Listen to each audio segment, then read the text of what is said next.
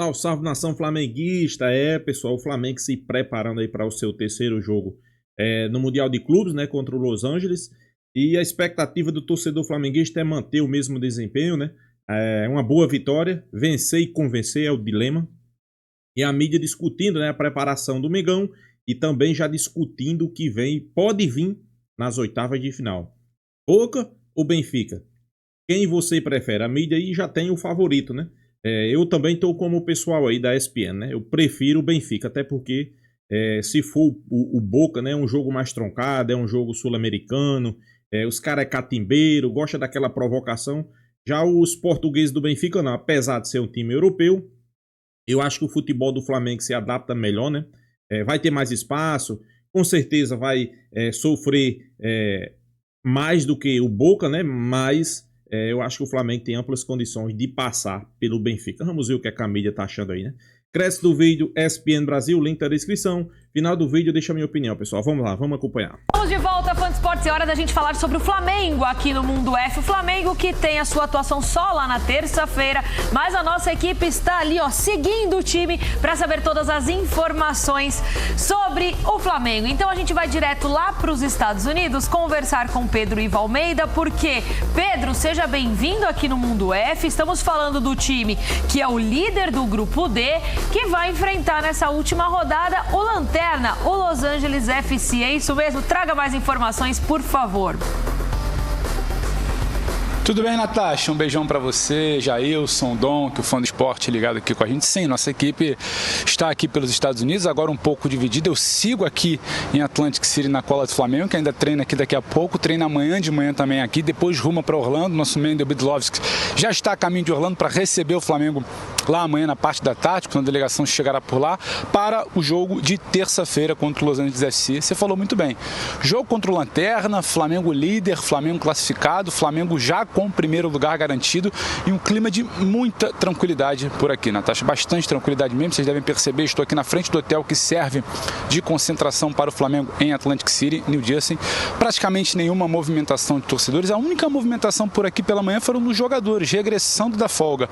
O Flamengo jogou na sexta-feira na Filadélfia, os jogadores foram liberados, só precisavam se reapresentar no almoço de hoje, no horário de almoço de hoje. Então muita gente foi para Nova York passear, teve gente que ficou na Filadélfia, o diretor José Boto e o treinador Felipe Luiz voltaram para o hotel, ficaram por aqui passeando, o Gerson também ficou por aqui, deu uma volta ali na orla aqui de Atlantic City, alguns aproveitaram para passear, fazer compras, correr aqui no entorno do hotel, como é o caso do Felipe Luiz, que gosta de bastante manter a forma, fazer sua corridinha. Então um clima bem tranquilo por aqui. Agora todo mundo já reunido, a delegação acabou de almoçar, às 4 horas da tarde, local daqui, 5 horas da tarde, faz esse primeiro treinamento pós-jogo contra o Chelsea. Vamos ver quem vai a campo. É muito interessante essa observação, porque com tudo praticamente resolvido nessa primeira fase, é claro que o Flamengo quer a vitória. Vitória é dinheiro no bolso, 2 milhões de dólares, mais de 11 milhões de reais, só que vai ter gente ali poupada. Eu imagino que hoje, na partida ali do início do treinamento, quando a gente começar a ver quem foi pro campo, quem não foi, quem ficou em academia, a gente já começa a esboçar quem vai participar do jogo. O Arrascaeta, por exemplo, acho pouco provável que comece a partida da próxima terça-feira, foi sacado também por uma questão física, já não tinha participado de alguns treinamentos na última semana antes do jogo contra o Chelsea, pode ser sacado. Alexandre pode ganhar minutos por ali, a ver como está a situação do De La Cruz. Então hoje o Felipe Luiz começa a desenhar, entender quem ele terá à disposição, quem ele não terá, mas nada de time totalmente reserva. Alguns titulares devem ir a campo, devem ir para o jogo sim na terça-feira, e essa é a programação. O Flamengo entendendo ainda como vai lidar com esse jogo de terça-feira, situação bem tranquila, vaga garantida, primeiro lugar garantido, depois sai de Orlando para Miami, depois quem sabe para Atlanta numa possível quarta de final. Essa é a programação do Flamengo por aqui. Um domingo tranquilo, é bom não comemorar porque o Flamengo sempre a maré pode virar, até fora de campo, mas por aqui ainda tudo tranquilo, Natasha. Essas são as informações de hoje. A partir de amanhã, o Flamengo também já chegando em Orlando no final do dia. Ô Pedro, já que a gente está falando, já pensando, né, já projetando um pouco mais para frente, até pelo que o Flamengo já conquistou nas últimas partidas, quando a gente analisa o grupo que vai enfrentar, que é o grupo C, que é o grupo onde tem Bayern e Benfica nesse momento entre primeiro e segundo lugar, o que fica de expectativa, o que se fala sobre a expectativa sobre esses dois times, pensando ali também que ainda não está fechado, né, a questão do segundo lugar dentro do grupo, mas ainda assim trabalhando com esses dois times a princípio. Como que fica a expectativa em cima de um provável confronto aí, talvez, com um dos dois? Natasha, eu acho que o Flamengo chegou aqui, antes de qualquer coisa, mirando uma classificação, acreditando que talvez o segundo lugar não estava, de todo ruim e que poderia, quem sabe, encarar um Bayern nas oitavas. O cenário virou. As expectativas foram atualizadas. O Flamengo vence o Chelsea. Mais do que escapar do Bayern e a autoestima, acho que é muito do que se tornou o ambiente. Aí você atualiza. Então você agora já passa a mirar uma quarta de final porque você entende que pode superar um Benfica ou um Boca ali nas oitavas. Então a expectativa é muito por isso. Não se acredita que em um Bayern ficando com a segunda colocação, um empate pelo menos ou uma vitória nessa terceira rodada contra o Benfica, e acho que está todo mundo mirando para isso. O Benfica, quem sabe um Boca, se puder evitar a torcida do Boca também, o comentário aqui nos bastidores é que seria melhor. Então é isso, é um Flamengo que agora aguarda, quem sabe, um Benfica para as oitavas de final, atualizando, dando um F5 ali nas suas expectativas, acreditando que pode sim vencer, tendo uma chance maior do que se ficasse em segundo, fosse cruzar com o poderosíssimo Bayern. Então acho que esse é o cenário de momento, é o que eu falo. Acho que a cada rodada, a cada dia que passa, a gente vai entendendo o contexto. O Flamengo chegou aqui com um discurso oficial, institucional, do diretor José Boto, de precisamos nos classificar. Agora está classificado em primeiro, já garantido com uma rodada de antecedência. Precisamos brigar pelas quartas. Então acho que esse é o momento do Flamengo, mirando que o Benfica pode vir de lá e acreditando que pode chegar nas quartas. Depois é entender, pode vir um confronto brasileiro, pode vir um poderosíssimo time europeu, mas por enquanto entendendo o cenário das quartas e gerindo ali essa carga, essa situação física para o jogo de terça-feira contra o Los Angeles FC, ainda pelo grupo D, ainda em Orlando. Faz todo sentido, né? Quando você é um time que você já tem um time que já está classificado e ele está ali na primeira colocação do grupo e vai enfrentar o Lanterna na última rodada, fez muito bem o seu trabalho e aí tem que começar a pensar, pelo menos a projetar, a entender um pouco mais do que vai vir para frente. Jailson. Oi. Tá ali, Bayern ou Benfica ou talvez Boca, o que fica melhor? E aí pensando também em questão de tática de jogo mesmo, quem que você acha que daria um encaixe melhor para que o Flamengo pudesse seguir tranquilo para as quartas? Então, o Flamengo foi muito bem, né? Nas duas primeiras rodadas apresentou um bom futebol também contra o Chelsea ali, de domínio mesmo, domínio técnico e tático em cima do Chelsea. Mas pensando em confronto sul-americano, pensando em Argentina, entrando na mente dos brasileiros, que não é muito difícil, inclusive o Enzo tentou fazer isso com o Gerson algumas vezes no jogo, mas o Gerson manteve a cabeça no lugar.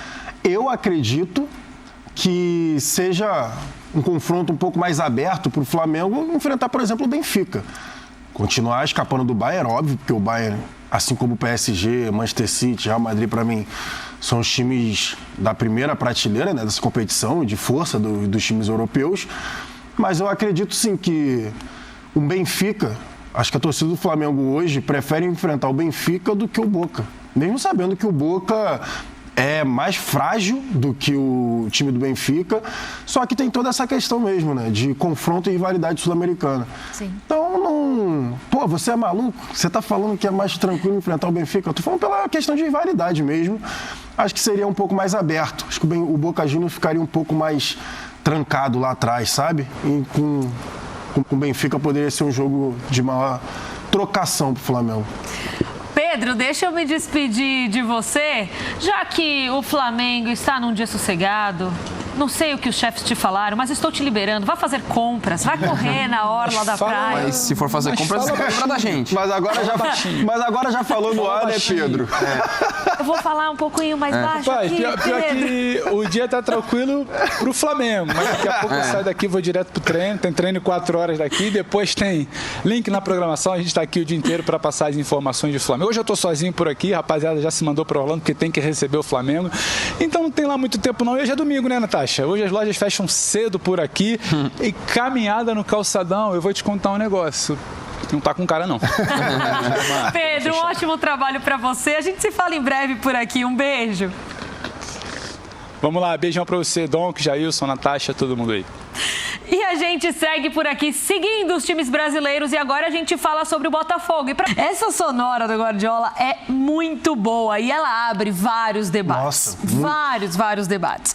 E aí, a primeira pergunta que eu tenho é aquela do começo do programa que você mesmo trouxe. Então, já te trago ela de volta. Pegou? Pois é, pessoal, o Guardiola fazendo vários elogios, né, aos times brasileiros, né, pelo desempenho, né, pela atitude, pela torcida, né, isso aí tem chamado a atenção. A gente espera que o Mundial de Clubes continue por muitos e muitos anos, que esse formato aí é para desmascarar os times brasileiros, desmascarar os europeus, né? A gente espera que pegue, né? Ou não pegou o Mundial? Então, ontem até estava conversando com o padrinho do meu filho, inclusive. Um abraço para ele, Johan. Um abraço, meu querido. Ele estava me mandando a mensagem falando que a competição em si na Europa, o pessoal não estava levando muito em consideração, não estava levando muito a sério. Eu até falei para ele o exemplo do jogo contra o Chelsea mesmo, do Flamengo e Chelsea, que os jogadores ingleses baixaram o sarrafo no Flamengo. O meio-campo, na hora que tinha bola brigada, eram os jogadores do Chelsea entrando para rasgar mesmo. Não tava ninguém ali com pé mole, pré-temporada, não estava valendo nada. Não, era muito pelo contrário. Os caras estavam entrando para rachar. Só que aí entra numa questão que eu vou ficando irritado, para falar a real. Eu tenho que me segurar aqui para falar, mas vamos lá, respirando fundo. Os últimos campeonatos, todas as vezes que tivemos, não dessa forma porque é a primeira vez, mas, por exemplo, toda vez que tem Mundial, qualquer coisa desse tipo, né, o campeão europeu contra o campeão da Libertadores, é no final do ano. É no final da nossa temporada. Sim. Quem está desgastado são os jogadores daqui. Os jogadores da Europa estão no meio da temporada. Então aí serve de muleta, por exemplo, para toda hora ficar um ano após outro tomando pancada de europeu. Olha como é que o futebol é desigual, olha isso, olha aquilo. Desde 2012, por exemplo, que o Corinthians que vencia o Chelsea, a gente não tinha um time sul-americano vencendo um europeu. Então a primeira vez que faz uma competição dessa forma, eu estou de acordo com a questão do calendário. Isso é óbvio, eu não sou maluco. Precisa realmente ajustar o calendário, porque é uma situação muito estranha, real, porque... É difícil encontrar termo, porque o calendário eu sei, mas alguma coisa tem que ser feita para pegar de vez, o de 4 em 4 anos, como o Guardiola falou, alguma coisa tem que ser feita do calendário. Só que, voltando ao que eu estava falando, é a primeira vez que está rolando esse tipo de competição no final da temporada deles e no meio da nossa. E ainda tem mais. No meio da nossa temporada, que basicamente já tem o mesmo número de jogos do que eles tiveram na temporada toda, porque eles não têm estadual. Uhum. Aqui no Brasil ainda tem isso, ainda tem estadual. Então tem os times que fazem jogos pra caramba. Enfim, tem todo esse papo de que não pegou. Eu sei que na América aqui, como na América do Sul, a gente vê pelo clima das torcidas, que são as torcidas que basicamente mais compraram ingressos lá, tirando do Real Madrid, que, enfim, não é torcida de fato do Real Madrid, é porque é um time mundial, é um time que tem fãs ao redor do mundo todo. Mas, assim, aqui na América do Sul, as torcidas compraram a ideia, lotaram os estádios. Lá nos Estados Unidos, né, os nossos correspondentes falam que o pessoal também não sabe nem o que está acontecendo direito e tudo mais. Mas eu acho que eu estou gostando muito de acompanhar o campeonato. Eu acho que tem que ser visto algumas coisas, realmente, conversado com a FIFA, as federações, tem que entrar em algum diálogo, algum acordo, porque é muito legal. Eu acho muito legal, porque você vê o enfrentamento de uma competição como um todo. Um mês de competição, tempo de treinamento, todo mundo ali, basicamente, em condições semelhantes, tirando essa questão do final e da temporada. Porque você ia lá no final, como era o modelo anterior, era um jogo. Era um jogo. Todo mundo... Por exemplo, o Botafogo no ano passado... Sem contar o trecho de viagem, que você faz até pra chegar, o Botafogo ganhou a Libertadores, 3 dias depois já estava jogando de novo. Sabe? Aí, beleza, foi lá eliminado pro Pachuca, não chegou nem perto. Mas eu acho que é a primeira vez que a gente está vendo eles sofrendo o que a gente sofreu em todos os últimos anos. Sim. Aí fica esse discursinho, pra mim, um discursinho que eu não compro, eu não gosto, eu tô achando ótimo essa competição. E é por... Só quero emendar uma pergunta pra você responder também em cima disso. Mas aí a gente consegue, é porque é muito difícil, porque eu concordo 100% com o que o Jailson falou em relação a essa questão do calendário, seja para europeus ou seja aqui para os sul-americanos, porque vai divergir de qualquer forma. Mas para você, Dom, que desta forma a gente consegue enxergar que talvez o futebol sul-americano não esteja tão distante assim do futebol europeu como a gente talvez, entre aspas, enxergasse, porque também é muito difícil fazer essa comparação, né? A gente ainda não viu eles atuando em nível máximo, todos os times, né? Sejam os europeus e os sul-americanos também. Mas para você diminui essa distância que muitas pessoas enxergavam? Eu acho que sim. Eu acho que a demonstração dos jogos que a gente tem visto tem apresentado isso, até porque é uma questão financeira. O Brasil cresceu bastante. Então hoje o Brasil pode contratar jogadores, muitas vezes, de grandes ligas europeias, como tem acontecido. O padrão do jogador que joga no futebol brasileiro muitas vezes é de um cara que jogava, que poderia estar jogando na Europa e algo, sei lá, 10 anos a gente não conseguiria imaginar isso. E eu tô achando muito legal por isso, assim, né? A demonstração da competitividade, ainda que eu falo com toda a cautela, não para menosprezar, e eu também acho ruim quando você começa a falar, não, mas os europeus estão em fim de temporada, eles não valorizam, porque você endossa justamente aquele perfil que o Guardiola está tentando combater, o cara que só olha para o próprio umbigo, só olha o futebol europeu. Sim. E a partir do momento que um técnico do tamanho do Guardiola fala isso, eu acho muito legal. Eu acho que a única questão é de tentar evitar verdades absolutas depois da segunda rodada. E acho que tem muito para um lado ou para o outro. Que, não, claramente está ruim porque o europeu não está valorizando, ou agora o Brasil pode ganhar de qualquer equipe.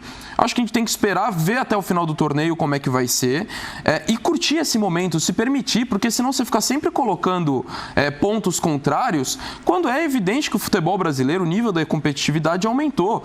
Não sei se numa condição normal, para ganhar sempre de grandes equipes, por exemplo, como aconteceu na fase de grupos, com o Flamengo sendo protagonista contra o Chelsea, contra o Botafogo ganhando de uma forma estratégica do PSG. Mas não precisa... era para ter vencido. O Fluminense era para ter vencido, o Palmeiras a mesma coisa. Então, assim, mais do que querer ficar colocando verdades absolutas e tudo mais, acho que é legal curtir e reconhecer esse avanço do futebol brasileiro. E, de fato, se você quer seguir algo extremamente à risca, vai ser difícil você ter isso, porque o calendário impede. São momentos diferentes e num nível de futebol que cada vez mais a questão física para conseguir ter o controle de pressão é cada vez mais necessário. Então, lógico que você vai ter sempre esse ponto, no caso agora a favor dos sul-americanos, a competição acontecendo agora, ou como muito bem lembrou o Jailson, quando acontece no fim do ano, os brasileiros os sul-americanos estão em condições mais complicadas. Então isso impede uma leitura completamente isenta de qualquer coisa. Mas não impede de você olhar e ver que, de fato, as equipes estão num nível competitivo mais alto. Concordo com vocês, companheiros. Não tivemos grandes embates nessa mesa. Vamos falar um pouquinho de Real Madrid. Pois é, nação, a mídia discutindo aí qual seria o adversário ideal para o Flamengo, né? O Boca, o Benfica, qual desses times seria o adversário ideal para o Flamengo, né? Eu acho que ideal não tem, né? Ideal seria aquele time que você é bem favorito, né? Benfica e Boca são dois. O Boca é um adversário sul-americano, né? Que conhece aqui o futebol brasileiro, que já sabe jogar contra os brasileiros, diga-se de passagem. É um futebol onde tem a catimba, tem a provocação. Isso aí é fato. O Benfica é um clube europeu que, apesar de não estar na primeira prateleira, é um clube que tem qualidade. Mas, pessoal, eu vou ser bem sincero, eu não quero escolher um. Venha quem vier. Só que, é como o pessoal aí da bancada da ESPN falou, eu acho que o estilo de jogo do Flamengo se adapta melhor ao Benfica. Como assim? Apesar do Benfica ser melhor, ser um clube europeu, ele tem as características do Chelsea. Ele joga e deixa você jogar. Já o Boca, apesar de ser uma equipe inferior, ele nem joga, nem deixa você jogar. Quer dizer, ele até joga por uma bola, né? Vai tentar jogar ali por uma bola e não deixa você jogar. É com falta, é com catimba, é com provocação. Por isso que muitos estão dizendo aí, né? Eu sou um. Pra mim é melhor o Flamengo pegar o Benfica. Não é que o Benfica seja pior do que o Boca. Pra mim o Benfica é melhor do que o Boca. O Benfica é melhor do que o Boca, né? Inclusive eles empataram, se eu não me engano, foi 2-2, né? Mas vamos aguardar, né? Vamos aguardar. Acho que o importante foi se classificar. Se classificou, tem um jogo importante contra o Los Angeles, né? Eu acho que é muito bom o Flamengo. 3 vitórias, com 100% de aproveitamento e chamando atenção, né? Todos já estão chamando atenção, pessoal. Todo mundo já chamou, quer dizer, todos não. O Flamengo já chamou a atenção de todo mundo, né? Todos já estão olhando para o Flamengo de um jeito diferente. Isso aí é um fato, né? Mas eu espero o Flamengo nas quartas de final. Não sei com quem vir, né? É do outro lado lá da chave, é o Bahia. É o Bahia? O Bahia, Botafogo, né? Não, acho que não é o Bahia, não. Acho que é o Botafogo. Pode pegar o Botafogo, né? Pode pegar o PSG, pode pegar o Palmeiras, né? Mas eu acho que o importante, pessoal, é continuar jogando o belo futebol que o Flamengo está jogando e chamando a atenção de todo mundo, né? A mídia internacional já está olhando para o Flamengo, está vendo as características que o Flamengo joga. Futebol ofensivo, um futebol toque de bola, um futebol que gosta de estar com a bola. Felipe Luiz é aquele cara que Ele sabe o que tá fazendo, né? Eu acho que no próximo jogo do Flamengo, e geralmente a gente assiste em alguns canais que os caras querem ser mais treinador do que o treinador que tá treinando a equipe, né? Fica dando sugestões para colocar. Quando o cara não coloca, ele diz que errou. E foi o que aconteceu no último jogo aí, né? Muitos pedindo Pedro. Tirava Jorginho, recuava Gerson. Ele fez uma substituição que destruiu o jogo, né? Isso aí, pessoal, mostra conhecimento. Felipe Luiz é aquele cara, pessoal, que a gente sabe que entende de futebol. E os europeus já estão de olho em Felipe Luiz, né? Acho que é como muita gente aí fala, né? Esse Mundial de Clubes é uma vitrine, né? É uma vitrine aí para os jogadores, para treinador, para o Flamengo expor sua marca, né? Sem sombra de dúvida. Aqueles que não conheciam o Flamengo, que são poucos, vai conhecer agora. E o Flamengo nas oitavas de final, né? Os 16 times que se classificou, o primeiro time é o Flamengo, né? Mas ainda tem um jogo, né? Um jogo nessa terça contra o Los Angeles. Espero uma boa atuação aí, que o Flamengo vença novamente, né? Claro, eu acho que o Flamengo, inclusive, vai poupar alguns jogadores, né? Então é isso, pessoal. Deixa a sua opinião nos comentários, se inscreva no canal Mengão Marvadão e até a próxima, pessoal.